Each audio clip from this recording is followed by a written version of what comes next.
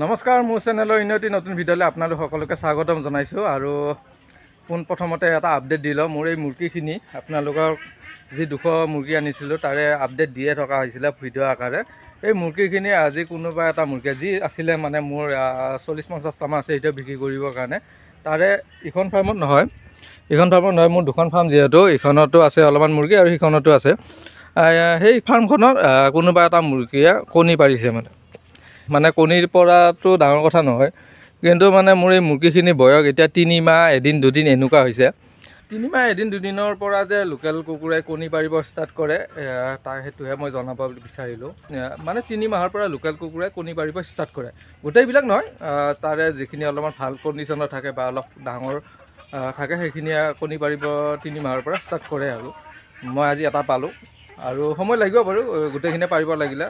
গড়ে 3 মাহ 10-15 দিন পিছত হয়তো আৰু কেইজনী মানে পাৰিব, তেনেকৈ লাহে লাহে বাঢ়িব। আৰু ৰাখিমো মই কণীৰ কাৰণে কেইজনীমান 20-25টামান ৰাখিম বাৰু কণীৰ কাৰণে। বাকী বেলেগ এটা কাৰণে আজি ভিডিঅ'টো আৰম্ভ কৰিছোঁ।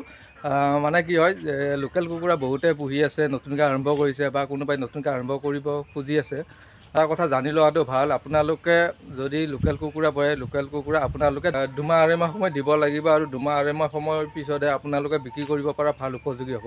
সেই 2 মাহ 2.5 মাহ সময় আপোনালোকে লোকেল কুকুৰা বহি ধৰি লওক, আপোনালোকে 100 কুকুৰা আনিলে, সেই 100 কুকুৰা আপোনালোকে যদি 2 মাহ 2.5 মাহ কষ্ট কৰি পুহি ফালে বিক্ৰী কৰি যদি ভাল প্ৰফিট এটা নাপায়, তেতিয়াহ'লে আপোনালোকৰ ফাৰ্মখন পিছত কৰিবৰ কাৰণে মন নাযাব পাৰে। আৰু ভাল প্ৰফিট পাবলৈ হ'লে আপোনালোকৰ মুৰ্গীখিনি সুস্থ সবল কৰি ৰাখিব লাগিব, বেমাৰ আজাৰৰ পৰা দূৰ কৰি ৰাখিব লাগিব। যদি আপোনালোকৰ মুৰ্গীখিনি বেমাৰ আজাৰৰ পৰা দূৰ কৰি ৰাখে, তেতিয়া আপোনালোকৰ 100 পিচ মুৰ্গী আনিলে সেই 100 পিচৰ হয়তো 2-এটা মুৰ্গী বাকী 98টা বা 97টা মুৰ্গী থাকিব। কিন্তু মুৰ্গীৰ মৃত্যু হোৱাৰ বহুত কাৰণ থাকে। আপোনালোকৰ মুৰ্গীখিনি যদি ভেকচিন মেডিচিন সময়মতে নিদিয়ে, তেতিয়া নানান ধৰণৰ বেমাৰ আজাৰ দেখা দিয়ে, তেনেকৈ মৰিব পাৰে। আৰু বেলেগ এটা কাৰণতো মৰিব পাৰে আপোনালোকৰ ফাৰ্মখন। যদি আপোনালোকৰ ফাৰ্মখন সুবিধাজনক নহয়, ফাৰ্মখন যদি লোকেল কুকুৰাৰ কাৰণে উপযোগী নহয়, তেতিয়াও আপোনালোকৰ ফাৰ্মখনৰ পৰা কিছুমান বেমাৰ আজাৰ মুৰ্গীখিনি গাত দেখা দি থাকিব। আৰু যি নেকি আপোনালোকৰ কেতিয়াবা এনেকুৱা হৈ যায় যে মেডিচিন খোৱালেও সেই বেমাৰৰ পৰা হাত সাৰিব নোৱাৰে। গতিকে আপোনালোকৰ ফাৰ্মখন আচলতে কেনেকুৱা হোৱাটো দৰকাৰ, কাৰণ ফাৰ্ম এখনতো সকলোৱে বনাব পাৰে। লোকেল কুকুৰা ফাৰ্ম এখন বনাবলৈ বহুত বেছি কষ্ট নহয়, একদম চিম্পুলভাৱে বনাব পাৰে।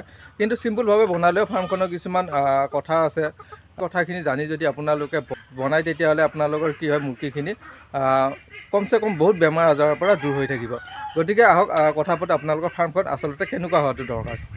প্ৰথমতে কওঁ, আপোনালোকৰ ফাৰ্মখন বনাওঁতে এটা সঠিক জেগাত বনাব লাগিব। আৰু সঠিক জেগা বুলি কওঁতে আপোনালোকে এনেকুৱা জেগাত বনাব লাগিব য'ত ৰ'দকুচীয়া জেগা বুলি ক'ব পাৰি, য'ত যাতে আপোনাৰ গোটেই দিনটোৱে ৰ'দ পৰি নাথাকে। এবেলা যদি ৰ'দ পৰে, এবেলা ছায়া পৰে, ৰ'দ ছায়া দুয়োটাই সমানে পৰে, তেনেকুৱা জেগাত বনালে ফাৰ্মখন ভাল হয়। কাৰণ আপোনাৰ ঠাণ্ডা দিনকেইটা ৰ'দ পৰা জেগাত হ'লে ঠাণ্ডা দিনকেইটা আপোনালোকৰ কুকুৰাখিনি পুহি ভালে পাব। কিন্তু যেতিয়া আপোনালোকৰ গৰমৰ ছিজন হ'ব, তেতিয়া আপোনালোকে মুৰ্গীখিনি পুহোঁতে বহুত বেছি কষ্টত ভুগিব লাগিব। গৰমত মুৰ্গীখিনি হয়তো মৃত্যু হৈ যাব পাৰে আপোনালোকে গৰম ছিজনত মুৰ্গী পুহিলে। সেই গতিকে মই ভাবোঁ আপোনালোকে অলপ ৰ'দকুচীয়া জেগাত বনাব, যাতে ছায়া ৰ'দ দুয়োটা সমানে পৰি থাকে। এতিয়া মোৰ এই ফাৰ্মখন দেখিছে, মোৰ এই ওচৰতে গছ গছনি আছে, আৰু ইফালে মোৰ ঘৰৰো ওচৰতে, গতিকে ইয়াতে সম্পূৰ্ণ ৰ'দটো পৰি নাথাকে বাৰু। আৰু এইখন বাৰু মই একদম চিম্পুলভাৱে বনাইছোঁ, গতিকে আপোনালোকে মোৰ এই ফাৰ্মখন অনুসৰণ নকৰিব। এইখন ফাৰ্ম মই আপোনালোকক এনে ভিডিঅ'ত দেখাবহে বিচাৰিছোঁ। এই ফাৰ্মখন মই একদম কম সময়ত নিজে বনাইছিলোঁ, 2-3 দিনমানৰ ভিতৰতে বনাইছিলোঁ এই ফাৰ্মখন। মোৰ আগৰ পুৰণাখনত মুৰ্গীখিনি ঠেকাঠেকি হোৱাৰ কাৰণে এইখন বহুত বেছি সদৰকৈ বনাব লগা হৈছিলে। দ্বিতীয়তে আপোনালোকৰ ফাৰ্মৰ ভেটিটো। এতিয়া মোৰ এই ভেটিটো দেখিবলৈ পাইছে হায়েষ্ট 5 ইঞ্চি বা 6 ইঞ্চি ওখ হ'ব, কিন্তু 5 ইঞ্চি 6 ইঞ্চি ওখটো মোৰ ভিতৰৰ ফালে চালে আপোনালোকে দেখিব এতিয়া বাৰিষা ছিজন, ভিতৰত কোনো ধৰণৰ জেকা লাগি থকা নাই, কোনো ধৰণৰ ভেটিটো ভিজি থকা নাই।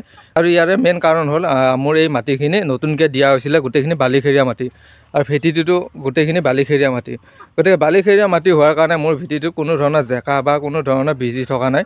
আৰু পানী আপোনালোকে জানে, লোকেল কুকুৰা কি হয়, পানী ডিংকা দি থ'লে সিহঁতৰ মাজতে যুদ্ধ লাগি পানী ডিংকাবোৰ পেলাই দিলে আৰু ভেটিটো যেতিয়া জিকি যাব, শুকাওঁতে যদি অলপ বেছিকৈ সময় লাগে, তেতিয়া কি হয়, তাৰ পৰা কিছুমান বেক্টেৰিয়া উৎপন্ন হয়।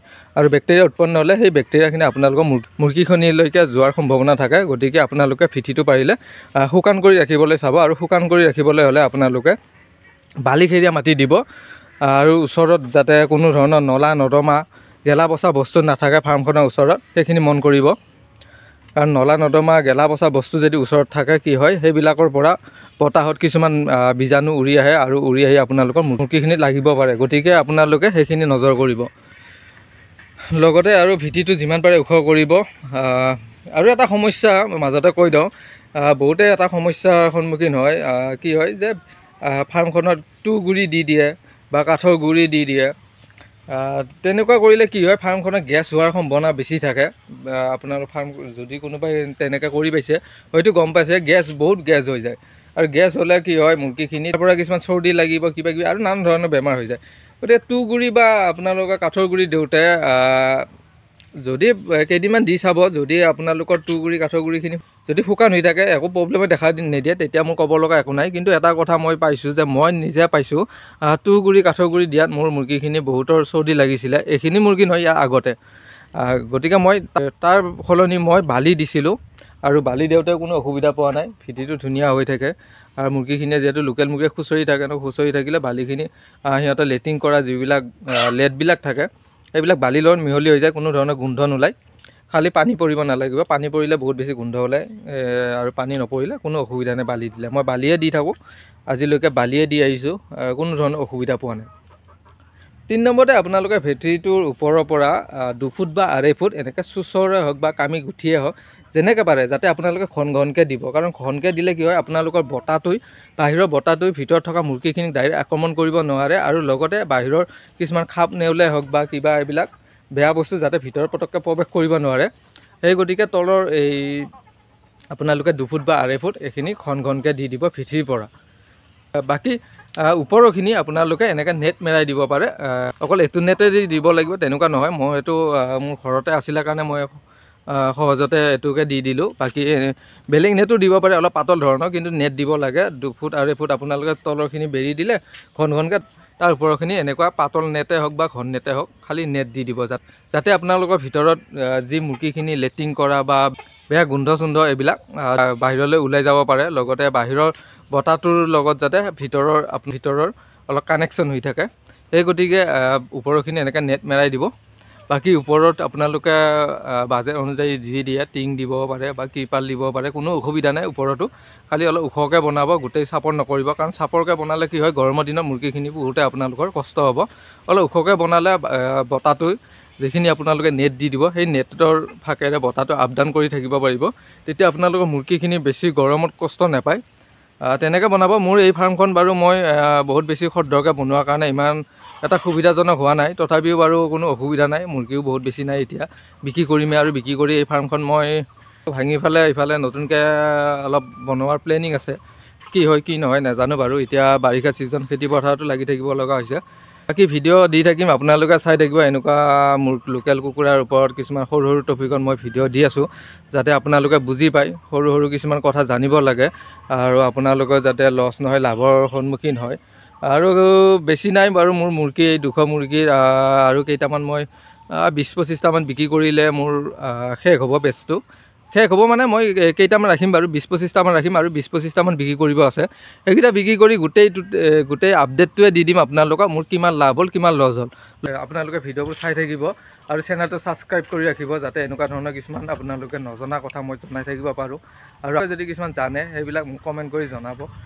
নিশ্চয় মই শুধৰাব চেষ্টা কৰিম। আৰু মোৰ নিজৰ অভিজ্ঞতাৰ ফালৰ পৰাই কৈ থাকোঁ কথাবিলাক, কোনো বেলেগৰ পৰা শিকি বা বেলেগক দেখি পেলাই ক'ব যোৱা নাই। মই আজি 4-5 বছৰ যিখিনি মই পাইছোঁ, যিখিনি মোৰ অভিজ্ঞতা হৈছে ফাৰ্ম কৰি, সেইখিনিকে কৈ থাকোঁ আপোনালোকক, যাতে আপোনালোকেও লছ হ'ব নালাগে, কিবা এটা কষ্ট কৰি পেলাই প্ৰফিট বুটলিব সক্ষম হয়। গতিকে আজি ভিডিঅ'টো এইখিনিয়ে আছিলে। নতুন এটি ভিডিঅ'ৰ সৈতে আকৌ লগ পাই আছোঁ। Bye bye.